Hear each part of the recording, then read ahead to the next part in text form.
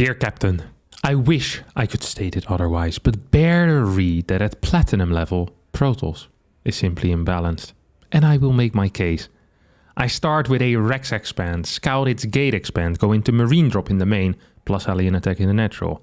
Hellions cannot pass, but the Marine takes 10 plus probes before getting repelled by the infamous Dark Templars. I already have a safety Raven at home, so I build a second one and turrets. Continue producing bio and a few tanks. DTs drop in my main, but do only little damage for the investment. Third base is taken roughly at the same time by me and my opponent from Ire. I build medevacs, additional barracks, and go for a push on his fort. Fort is cancelled, but potent psionic masters unleash their wrath on my poor, unarmored force. Healing power of flying mechanical angels do not suffice, and I must retreat. That being said, my fort is up, granting me an economical lead. I rebuild an army and decide this time to push on the right side of the map while distracting him with a drop on his fort. His army is out of position, I snipe his fifth, and then our proud soldiers annihilate each other. He counters with DTs and successfully takes my fifth. I add Ghost to my army composition, while he decides to take the path of heirs by building carriers. Another big fight occurs where I admit I engage and trade poorly, and it's the beginning of the end. Building Vikings to counter the airborne battleships is not enough. I lose my supply lead, am unable to secure a sixth base, and get crushed by 8 carriers and DTs. Now, don't get me wrong, I already know I do suck. Greatly. My timings are late, my upgrades are late. I've done only one drop in the middle of the game against a low mobility army. My ghosts are freaking late. I have 0 map control. The fight at 1820 is a disaster in all possible ways. I don't know what to do during the late game, and I'm sure you'll have a few comments to add of your own. But man, I have a supply lead. An economic lead. I bring the fight to his ground. I honestly think I did better than him all game, with all due respect, and still lost. So, I do suck, but is Protoss IMBA at plat level all the same? This imbalanced complaint form was sent in by Pimpki, a Terran player on the European server from 2800 MMR, which is platinum. And the question is simple. Yes, I suck, but is Protoss IMBA? Now, Pimpki over here is a special one because Pimpki has already featured in a previous episode of IODIS, not as the person submitting the form, but as the person winning the game and thus causing someone else to submit in an IODIS called The Most Surreal In-Game Chat Ever. It's, I think about 6 months ago. We saw Pimpki starring in that as well, so you can have a look at that if you want to. For now, let's focus on this. Let's see what the mistakes are. Let's see how imbalanced this Protoss player truly is going to be. You have a reactor going up on this barracks after a... Was this just a Marine into reactor opener? Yes, it was.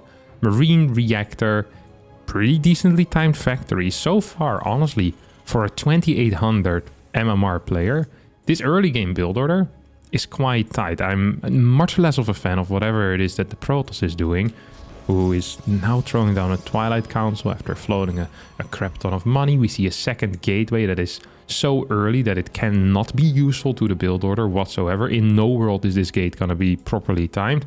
Second gas, which is normal. We are lacking a little bit of SCV production on the side of Pimpki, but starts 2 SCVs immediately now after realizing, yes, I wasn't building SCVs for a bit, and that is something that I am a fan of. SCV has scouted that there's a gate, has scouted that there's a second gate, hasn't seen any of the tech yet, but perhaps that's not even necessary, because if you have a solid, good initial build order as Pimpki here, I don't think you necessarily need to figure out immediately what type of tech your opponent has. Second chrono boost, by the way, on the cybernetic score is... This is a completely unique move that I haven't quite seen before. This wall is also something. So, now I'm not an architect, but I do know a thing or two about walling. I think you can put a stalker in this portion of the wall, but the stalker can't move through this diagonal little alley. However, on the right side, there is an entire hole that I think needs to be plugged with a pylon. I think a single pylon should be capable of closing this off. If you do, however, close it off, then you can't move out with your stalkers anymore. So a little bit of a dilemma here for APL. Definitely needs to work on the walling skills. This ain't looking all that great. What do we have coming out of Pimki? Pimki is opening up with 2 cars, has both of them just waiting at this Selnaga watchtower, while at the same time starts a medevac and has a bunch of Marines out. 11 Marines are out already. Now, all of this is hitting very late, but this is pretty much the standard in this league. Everything is supposed to be hitting late. I am not too upset about that. Both players are floating a crap ton of gas as well. Pretty much as I expected. Dark Shrine finishes at a very decent timing, by the way, but sadly there's no prism or pylon across the map quite yet, which means that the DTs cannot be built into the opponent's main as of this moment. Medevac is taking the long way around. Not quite sure if they have enough supplies for the Marines in here to survive that long. Usually this type of drop would hit at 4 minutes and maybe 25 or 30 seconds into the game. This is going to be hitting about 45 seconds too late, which sometimes is actually a bonus because it means that the Protoss has moved out already. I don't think that's going to be the case over here. Protoss is still at home, builds a battery right now in the main. You have this Prism just idling at home as well. As the 2 extra barracks are coming out, first Raven is slightly supply blocked, I think we can say. It's 41 workers to 36. And here comes the 8 Marine drop with the first 4 workers going down. At the same time, we have these Hellions being stopped as these Stalkers are just not being pulled in towards the main at all. Instead, we see a DT warp in, triple DTs being warped in to deal with that drop. 11 workers have been taken out. At the same time, this Prism is going to move into position to try and do something. But there's already 1 Raven on the way, as well as an eBay right now that's going up. So turrets are imminent. No stim or combat shield quite yet, so very slow with the follow-up tech. That is not great. Nice scan. DTs not really dealing any damage so far. One will make it in towards this mineral line, and now both of them will end up dying. So 1 person lost 8 Marines. No, actually only 4 Marines. Kept the medevac alive and killed 11 workers, and the other player lost 3 DTs and killed a single worker. This is an uneven trade, definitely in favor of our Terran player by quite a bit as well. However, Terran so far doesn't really have the ability to move across the map and punish the opponent. And the reason for that is because there's no stim, there's no combat, there's no medevacs on the way. Once again, we're just in a massive supply block. I feel like we're really just moving from supply block into supply block. This is absolutely insane. Well, supply block like, well, 72 or something, 86 and 78. Don't think that math quite works out, but I've seen a lot of supply blocks so far this game. Yep, we're going to see another supply drop here as well. And once again, it's practically going to be supply blocked instantly. 93 out of 94. So far, everything is actually producing, but yeah, this ain't looking that great. I'm also not a huge fan of the Raven. Detection in TVP is something that is a bit more binary in a way. You either have it or you don't. And a second Raven doesn't mean that the yes is more of a yes. Very similar to the second condom not really achieving too much. The second Raven tends to just delay the medevacs rather than actually, you know, giving you a little bit more safety. I don't quite understand why this is here. To me, it seems like a bad play. This starport time could have been used to create a reactor and start pumping out medevacs. And in that case, you would have had a real powerful timing by the time that both Stim and Combat Shield end up finishing. Like, take a look at the armies right now. Imagine 2 medevacs with this army. There's really nothing for the Protoss player. This third base would be absolute toast. But right now, starport is still completely idle. We're 8 minutes into the game. A regular push timing would be about 6 minutes and maybe 40 seconds or so. That's when it's supposed to hit. This is going to be hitting more than 2 minutes late. Much more than 2 minutes late even. Because the medevacs haven't even started yet. We see a 4th base that is now being added in. Continued upgrades. Shield upgrades coming out of the Protoss player as well. That is what we call a mistake, actually. Because so for the people that are not aware, the Terrans have a unit called the Ghost. Okay, and the Ghost has a spell called EMP. EMP removes all the shields from Protoss units, or not all of them, 100. But on most Protoss units, that's all shields. Once the shields are gone, shield upgrades don't actually work anymore because it upgrades the armor of the shields, you know, so it doesn't actually give you more armor by itself if you don't have the shields anymore. This is why very often in the Protoss versus Terran matchup, even when Protoss is completely maxed out and has 10k resources in the bank, they're still not researching the shield upgrades. It's because it just doesn't serve much of a purpose. And that's the case here as well. This is just not serving that much of a purpose. Second Forge is now being added in to hopefully get an upgrade that is going to be just a bit more useful. Are these the same 3DTs from earlier on? I think they are. Just kind of idling. We now have these psionic masters out on the field with Storm as well. And at the same time, we see a complete lack of follow-up tech coming out of Pimki over here. 3 barracks are being added in. I do enjoy that. So it's going to bring the total up to 6. It's a weird number, but he's keeping his money low, which is one of the most important things in all of StarCraft 2. It's just keeping money low. Planetary is going to get constructed.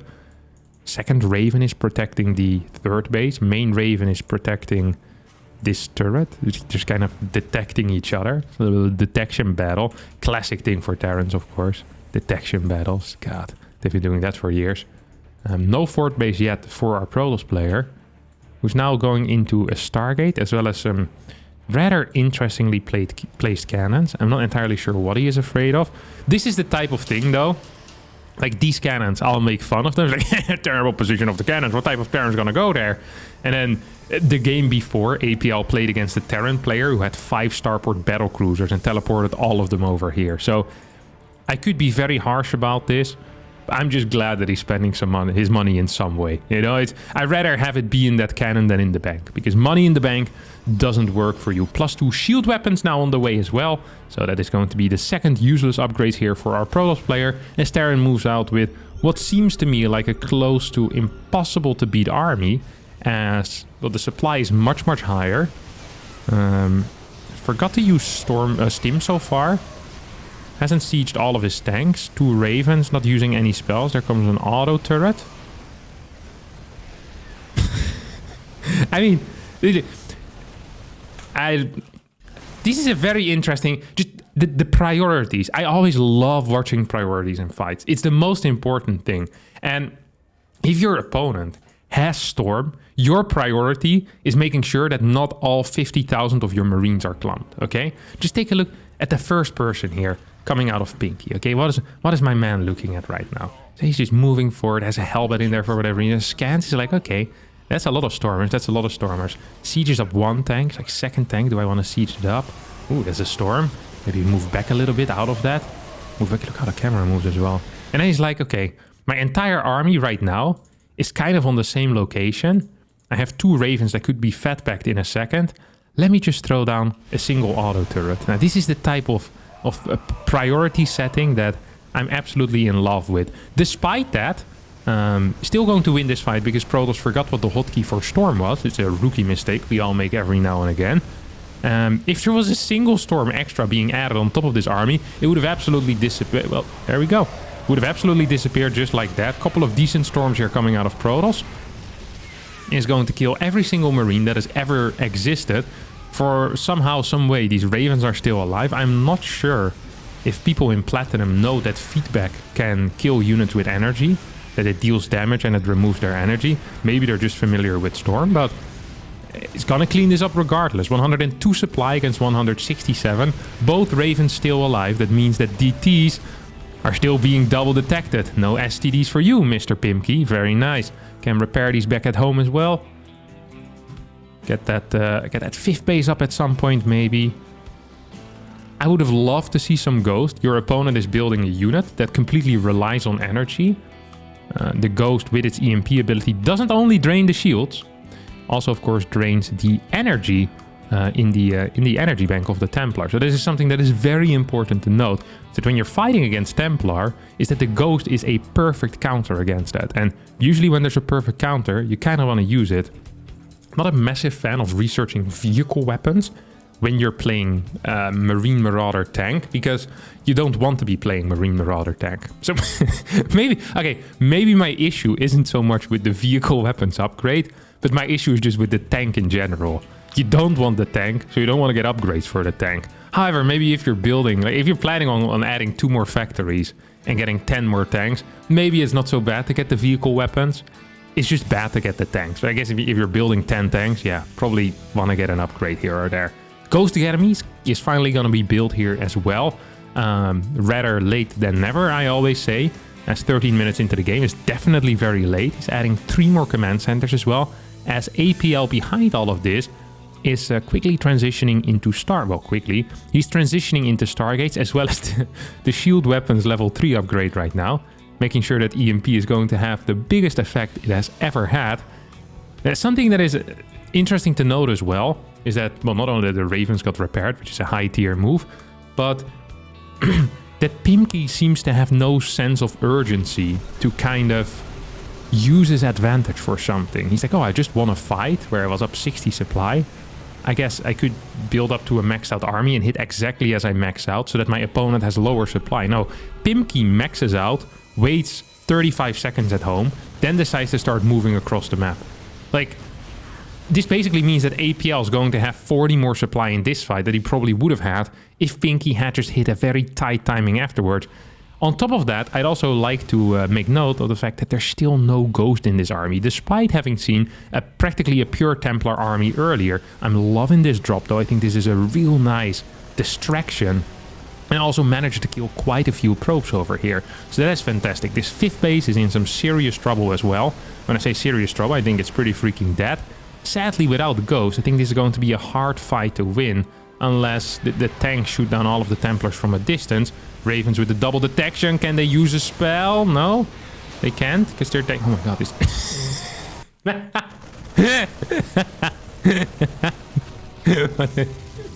Holy crap. Oh, look at this guy. There's one zealot here who slept with the wife of one of these Templars. Like, look at this. Look at this guy. I think it's one of these guys. Look at these storms. Okay, and then here they come. Poof! It's this freaking Johnny over here. Couldn't keep it in his pants. He's getting like 5 storms on his head. Oh, Johnny. Couldn't let it be, huh?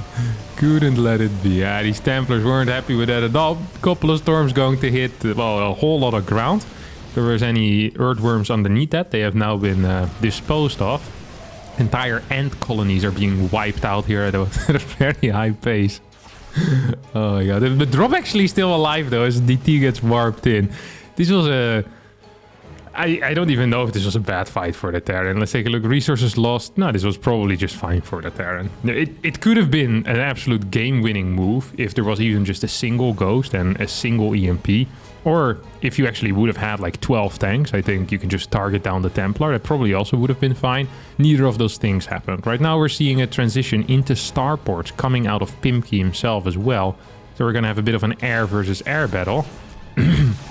Now, this is what happens when you use 2 Ravens at one time and then you don't have a Raven for the next time. Congratulations, Pimki, you're now a father and your planetary has died. And these 2 planetaries are coming up. Is there blink on this? No, there's not. God, I wish he had built a 3rd Raven right now. Shoot it triple backed. Nearly lost like 10 workers here to these 3DTs after losing a planetary as well. There's plenty of warning there, mate. Like you saw a freaking massive structure disappear from the mini map. Like, oh, that's weird. Wonder what that was. It's like, mate. It's like your house being destroyed by like a bomb. You're just going, huh? Thought there was a house here before. And still getting shot by the guy that drops from the helicopter afterwards. Like, well, maybe you should have ran by the time your house was gone. So now we have a 4 Zealot run by in towards this planetary. This never really works out. As they're gonna actually target down 2 SCVs. This is the highest level Zealot run I've seen in my life in Platinum. Actual target fire on these SCVs rather than just A moving into a planetary. High tier stuff. We have 10 DTs in this army. 17 Zealots and 2 Templar. Where's the Templar? Come on. Okay, they are kind of in this army. Carriers are being added in as well. As Ghosts have now are being constructed, being added into the mix. Let's hope that our good friend Pimki is going to wait for those with the next fight. That could be very exciting. There's a lot of energy on these these orbitals, by the way. Maybe he isn't aware of the mule. If he's not aware of the Mew, Pimki, and you're watching this, the Mew grants you 225 minerals in 64 seconds. Which is, I think it's, what is it, 3.4 or 3.6 SCVs or something like this. So it's a good thing to do if you have, well, 4 mules per orbital and you have 3 orbitals. It's 12 mules. That's a lot of cash that you could be using. Now, not that you're lacking cash right now, because cash does seem to be the one thing that you're having a decent amount of. There's 3 tanks as well. Plus 3 vehicle weapons is busy finishing up. I really would have preferred seeing ship weapon upgrades earlier. I also would have preferred seeing a switch into Liberators or maybe Vikings, the moment whatever we're gonna see is gonna, you know, these carriers, once they get spotted. Just being able to produce Vikings with like +1 or +2 upgrades is so nice to have. And most of the time in a TVP, you're gonna need Vikings or you're gonna need ship weapon level upgrades. Whether that's for Liberators or Vikings, doesn't really matter. Like if there's Colossus, you want Vikings. If there's carriers, you want Vikings. Maybe at this level, people build Void Rays. Okay, here we go. No stim quite yet. That is okay. We can always use it later. Here we go. Now we use the stim as we walk through most of the storms. And actually kind of win this fight. But rather than chasing to win the fight, we move back home. Give our opponent some time to warp in, at least one more warp in. And then decide to go for it. Interesting move. No extra reinforcement. EMP not being used. Stim not being used. Okay, now we use stim.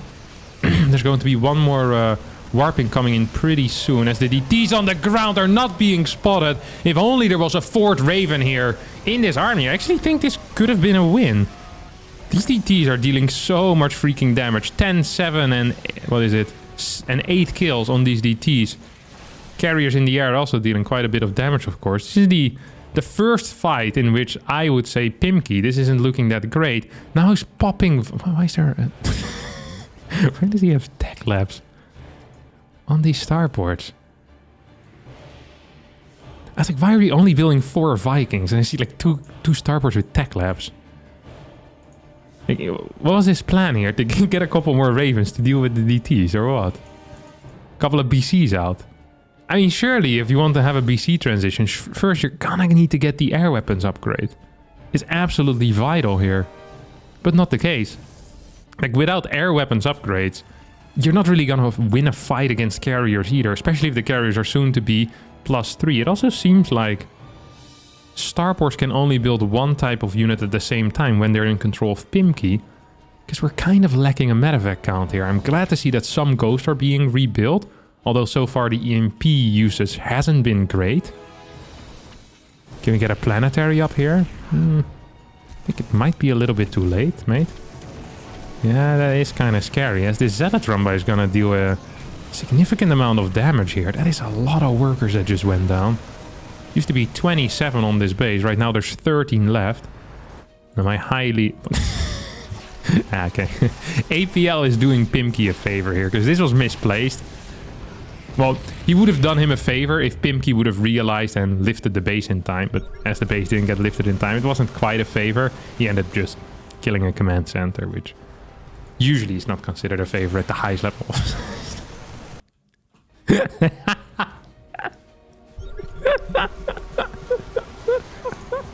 Two ghosts. He has 2 ghosts, okay? Almost maxed out army, 2 ghosts, 2 EMPs total. How does he decide to use the first one? Poof! Straight on the pylon. This is like the Greeks entering the city of Troy in their horse. And rather than using the element of surprise to slaughter their opponents, they come out and just start screaming Viva la Greece really loud while peeing against the walls of the city. It's like, it doesn't make a whole lot of sense, mate. You had one good opportunity. Or well, you had 2 good opportunities. Now you only have 1 left because you decided to EMP a freaking pylon. Was that really the most time-pressing thing? Is taking out that pylon? It's like, oh, I might supply block my opponent there. He's only going to have 192 supply in that case. It's like, mate.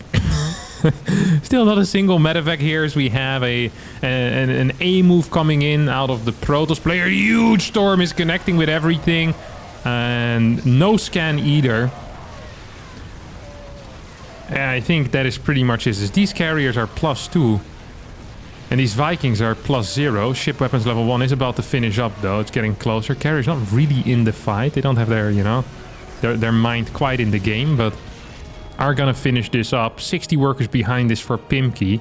It's mining from these bases. I'm loving the double planetary setup. I haven't quite focused on this. We have a Thor on the way, which, funnily enough, might not actually be bad if you have +3 vehicle weapons. This base, however, could be in a bit of trouble. Mules, SCVs, all coming in clean to repair here, I can only imagine.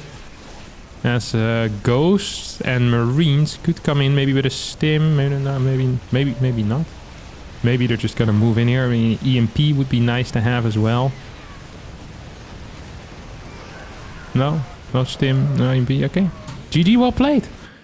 Well, there's one thing we can say about Pimki. He's very mannered, because he did end with the GG, well played. This is such an interesting game to me, and not because the game was interesting, but the reason why this game was so interesting for me is because there was only one skill that Pimki was lacking. I actually kind of agree with him that he probably played slightly better for some parts during the game, but he was lacking a very vital skill, and that was the skill of using any spells or any unit abilities altogether, which his opponent was capable of doing. And that's a very big thing. I kind of want to draw a comparison here between two people with a gun, okay? In the one hand, we have APL, our Protoss player. He can hold the gun and he can pull the trigger, okay? These are the, you can load it or whatever. I don't even know what you do with a gun. I bet you load it and then boom, he can shoot with it, okay? That's all he can do. Meanwhile, we have Pimki is like juggling with 3 guns at the same time, and he can reload it with his eyes closed, blindfold, and his hands tied behind his back. You can put him in a shack and give him 2 guns, and he can create a campfire. You know, it's like he can make like a roast meal out of this with just 2 guns. Like, this guy is a machine. The one skill, however, that he lacks is shooting the gun. He's incapable of pulling the trigger. He doesn't have the power. Now, all of these other things are really cool if you're hungry and you're tied up in a shack. But right now we're in a duel, in a gunfight. APL pulls the trigger and Pimki dies. That's kind of what happened here as well. His inability to use stim or EMP lost him the game, while the opponent did manage to find the A button, was capable of A moving, and also used Storm very many times in this game to, well, sometimes to great effect and sometimes to make sure that, you know, John wouldn't go chasing the ladies again. So you already admitted to sucking, and I'm going to agree with your analysis there. I do believe that you massively sucked this game, but I also believe that you sucked much more than your opponent because you lacked the most basic skill of all, and that is just pressing the button that makes your units deal 30% more damage, and pressing the button that removes the shields from your opponent's army completely. So yes, you suck, and no, even at platinum level, Protoss isn't imbalanced, and that's just the way it is. All right, that's going to be it for today's episode of Is It IMBA or Do I Suck? If you did enjoy this, please send in new replays. We're in dire need of replays, actually, because a new patch has hit. If you're not capable of playing the new patch because you're from Europe or Korea, just go on to the American ladder, play against some of our North American brothers, take them out, or get destroyed. Put the replay down in that form below. Right now we have actually only a single replay so far from the new patch, and the patch has already been out for a day, so it's a very low amount. We need more of those replays. Please send them in as soon as you can, and from next week on, new patch games only. Let's go!